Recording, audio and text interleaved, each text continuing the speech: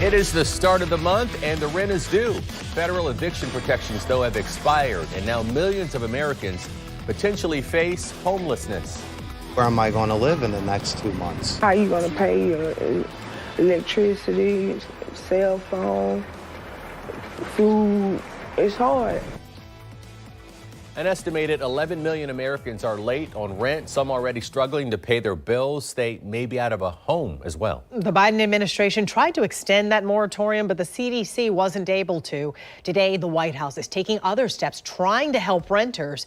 It's calling on state and local governments to have their own eviction moratorium.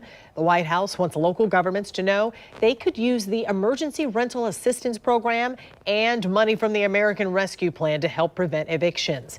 News4Jax has a team of reporters working multiple angles on the coronavirus pandemic. We begin with Lauren Verno. Lauren, the leader of the NAACP has called for an investigation into where millions of dollars in federal money for Jacksonville renters has gone. Yeah, that's right, Joy. So what we know right now, the question tonight from the NAACP Jacksonville chapter, where is the money going? This is the letter that was sent to Mayor Lenny Curry, Jacksonville City Council members, and the United Way of Northeast Florida, all involved in getting this money out to those who need it, and as evictions start back up once again.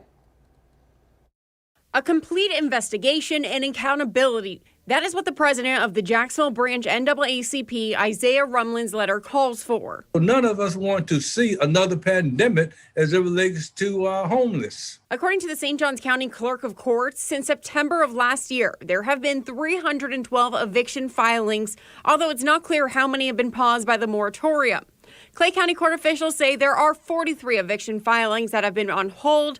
And in Duval County, there were a total of 786 eviction filings last month alone. Now, all of these cases can proceed in the courts. They're saying they need assistance, and they are afraid that they're going to be evicted with no place to go other than on the street. And I don't think none of us want to see that. Florida received $870 million in federal funds to keep renters in their homes during the pandemic through the rental assistance programs. Only 2% of that money has been distributed, according to the state. The city of Jacksonville, in partnership with United Way, received a total of $29 million. In this letter, Rumlin says despite hundreds of people being helped, there remain thousands of Jacksonville residents still waiting.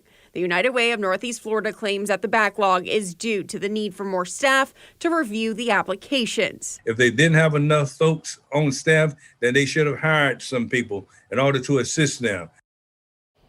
Now, the city told us United Way did hire additional staff to process the applications, which actually accounted for 7.5% of the relief money, roughly $2 million. The city also told us that all of the applications submitted in March and April have gone through an initial review. Nearly 2,000 households have been helped, getting more than $5.6 million in rental assistance and another $163,000 in utility assistance. Another $1.5 million has been approved and will be distributed this week.